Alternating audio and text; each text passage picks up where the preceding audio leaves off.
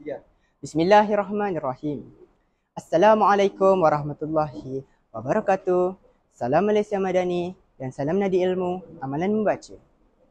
Sebelum lidah bersusun kata, sebelum bibir terus berbicara, terlebih dahulu, izinkan saya memperkenalkan diri. Muhammad Ahmad Sabrin bin Zaharuddin, itulah nama yang diberikan oleh ayahanda dan ibunda tercinta. Nama Ammar yang diinspirasikan dari nama sahabat Nabi kita, iaitu Ammar Ibnu Yasir, dan nama Sabrin diambil dari perkataan bahasa Arab, iaitu sabar. Murid tingkatan 3 dan bersekolah di SMK Toh Indra Wangsa Ahmad, Batu Gajah, Perak. Baru-baru ini, saya telah diamanahkan untuk mewakili sekolah dalam pertandingan bicara buku peringkat daerah.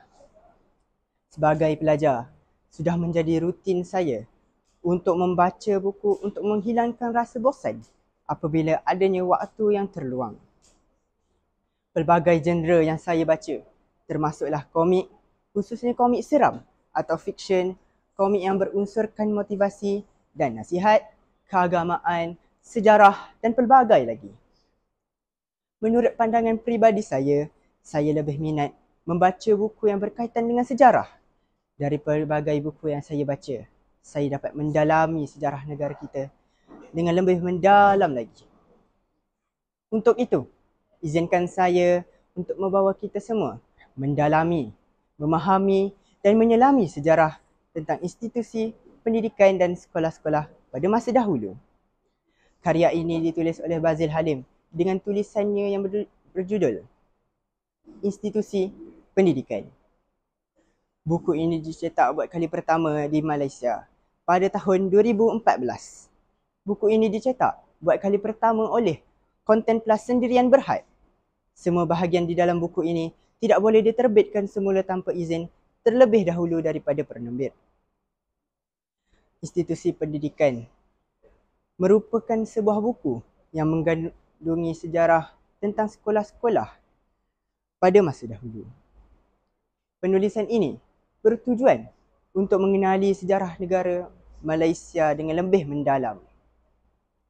Apa yang menarik pada karya ini ialah Bazil Halim cuba memberikan gambaran kepada pembaca mengenai sejarah-sejarah institusi pendidikan pada masa dahulu. Sebagai seorang pengkaji sejarah, Bazil Halim turut menceritakan tentang latar belakang setiap sekolah tersebut dan jumlah pelajar-pelajar yang mendaftar di sekolah tersebut.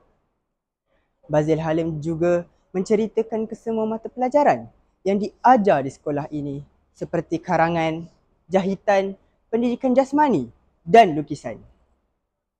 Sekolah yang diceritakan ini ialah Sekolah Konvent di Bukit Nanas. Menarik lagi untuk dikongsi, menerusi buku ini ialah sejarah institusi pendidikan yang pertama sekali dibina untuk melahirkan dan melatih guru perempuan berbangsa Melayu dan beragama Islam. Penubuhan institusi ini dimulai apabila kerajaan negeri Selat mencetuskan idea tersebut. Penubuhan ini dicetuskan bertujuan untuk melatih guru-guru wanita Melayu untuk mengajar di sekolah rendah di seluruh negara. Kesemua sejarah yang ditulis di dalam buku ini dikaji dan direngkaskan dengan jelas di dalam buku ini. Sebagai seorang pengkaji sejarah yang mempunyai pelbagai sumber kajian sejarah yang asli, Bazil Halim turut menjelaskan tentang lokasi institusi pendidikan ini dengan jelas. Bazil Halim turut menceritakan bahawa setiap sekolah mempunyai keunikannya masing-masing, seperti institusi pendidikan guru kampus perempuan Melayu yang uniknya hanya dikhususkan kepada guru perempuan berbangsa Melayu dan beragama Islam sahaja.